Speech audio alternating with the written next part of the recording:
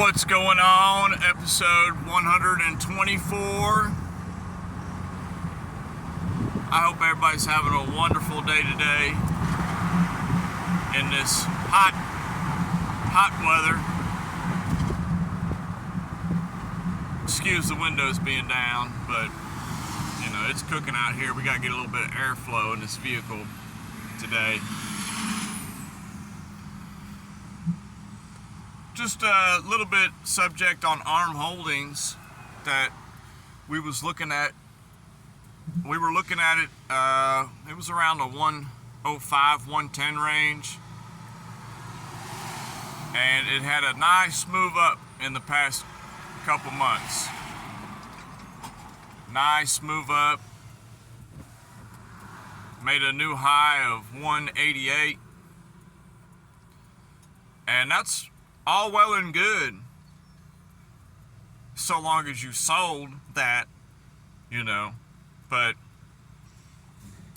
I'm sure most people that have been purchasing up have been purchasing it in the hopes of it being 1,000 or 2,000.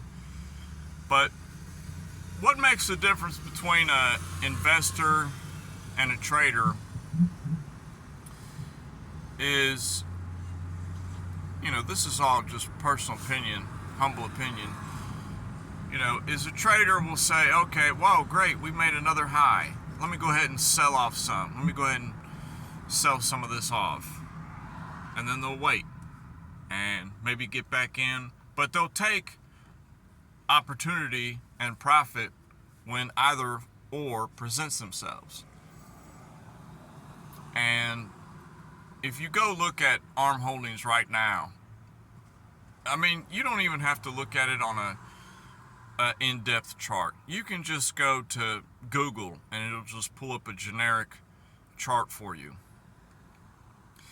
And you can clearly see that it has had a higher high, a higher low, a higher high, a higher low, a low, but it was higher than the previous low. And it's done that 1, 2, 3, 4 times now on a larger scale, like a weekly time frame, so to speak. So we've made our second big highest high, okay, a couple weeks ago. So now, what if you were looking to get in, if you were looking to, oh man, yeah, you know, this thing really has shown its value, you know, which is kind of what's got me interested in it now too, is because I watched it the day it came out, over a year ago, and now, okay, now we have some price action we can look at. That's what I like. I don't like something brand new. I like something that has a little bit of history to it. I can kind of see on the chart now areas of interest is what I call them, you know, interesting spots, so to speak. And as of today, it's August 1st. My English. August 1st. 2024. So it has cooled down. Today I had some time, I was going over it, looking at it. You know, it's at 123 today. That's great. You know, if you were to look at it and you could say, wow, it's in it's kind of in a rising channel, so to speak. It's still within that channel, I'll be honest with you. And channels are great trades. There's a lot of channel traders out there. I have taken many opportunities on channel trades. And it was something that kind of a recent phenomenon because, you know, in the beginning I never really gave it no mind, but over time, you tend to see that channels are very good indicators for you to give you kind of points of value. on whether something is, well, we're at the high end of this channel or we're at the low end of this channel. And we're creeping towards the lower end of this rising channel. So personally, okay, I'm looking to buy ARM. I've been dying to buy ARM, but I still haven't got in. I've been too chicken, I'm just using an example. And what am I looking for now? Me personally, I'm looking for it to come down to this bottom of this channel that it's in right now, this rising channel. And that area is right back to where we were 2 months ago. The 110, 105, 100. I'm looking to see the interaction that it happens down there. When it gets down there, 110, okay, I'm starting to zoom in on lower time frames, the dailies, the 4 hour, the 8 hour. I'm starting to look and see, are we gonna just grab some long liquidity down here and then have a nice swing trade back up? That's what I'm looking for. There's some good load up positions happening. I mean, this could be an easy 80% trade right here. Easily. Getting in at the 100, 110, 105. I would even venture to have fake out buy orders at 95 and 89. Honestly, that's just me, what I'm doing. That's where I'm placing my buy orders. We come down to the bottom of this channel, and a lot of people, they're getting this bearish feel now because, okay, we've dropped for 2 weeks hard. It's done for, doom and gloom. No, it's not. It's not done for. It's just cooling off. I've said this so many times. Price has to cool off. Everyone who had been buying at 50, 60, 70, 80, they're taking some money off the table. So when they sell, somebody has to buy. That's all that's happening, is they're just taking their positions off the table. So when it comes down to the bottom of this rising channel, some people might say, well, that's kind of a bearish pattern, really. It's going to fall out and drop out to death. It could. Or a more likely scenario is the fake out. It will dip below that perfectly drawn line you have on your channel, and it will convince enough people to then start going short. They didn't short the high. They're going to start shorting the 110, 115 area, 105. They're going to start shorting that because according to their traditional technical analysis fundamentals, it broke down from a rising channel pattern. So since it broke below it, they're going to ride it to death, the bottom pits of hell, so to speak. As soon as it convinces enough people to go short there, what's it going to do? It's just going to reverse and go back up to the top of the rising channel. That's all it's going to do. And where would that be? 215, 220. I'm telling you. I'm gonna save this video and I'm gonna title it ARM Holdings Part 2 Update.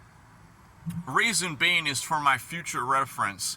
It's going to be great to see what happens 3 months from now and to see that this exact scenario play out. It would not shock me, Probability factor in my analysis, to me, I give this plan a 75% probability factor. I really do. This is a high probability factor on the way I look at the market and the way I work in the market. It has nothing to do with anybody else. It's just my personal outlook on things, you know.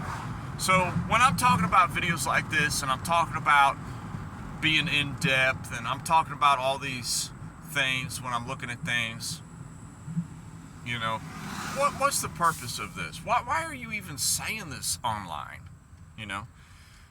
Well, not only is it kind of a journal, but it's kind of also a insight into people that are beginning and starting out on some things that it's not going to help everybody, but you know, I can't be that alone in the universe that I'm the only person that this type of deal helps out, you know. These kind of conversations have helped me tremendously in rewiring my mind, so to speak, into how to understand some processes and some thoughts that I need to do in my game plan in the market, if that makes sense. So that's just kind of my 2 bits on that.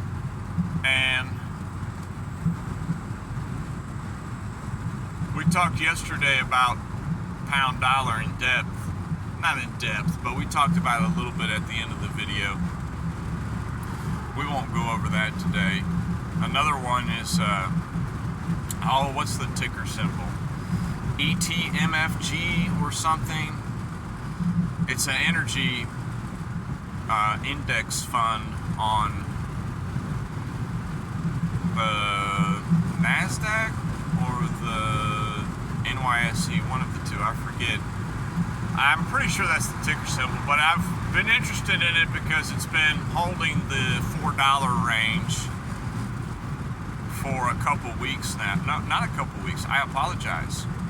A couple months now. It's been holding that $4 range. I have it on my watch list.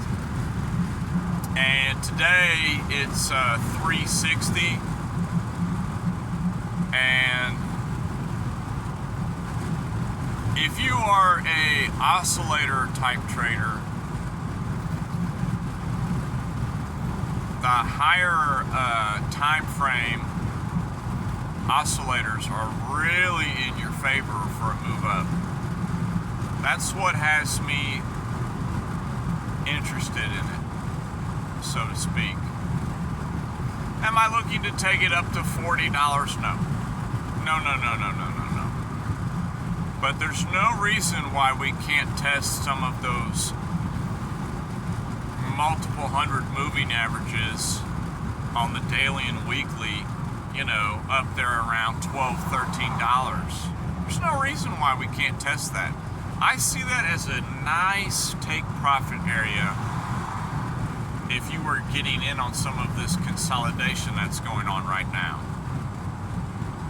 Which, full disclosure, I have an order in, you know. Has it been filled yet? It might have today, I don't know. We'll find out when we get home and open up the laptop, but it'll be one to watch, no doubt. But that's kind of our ARM update for today.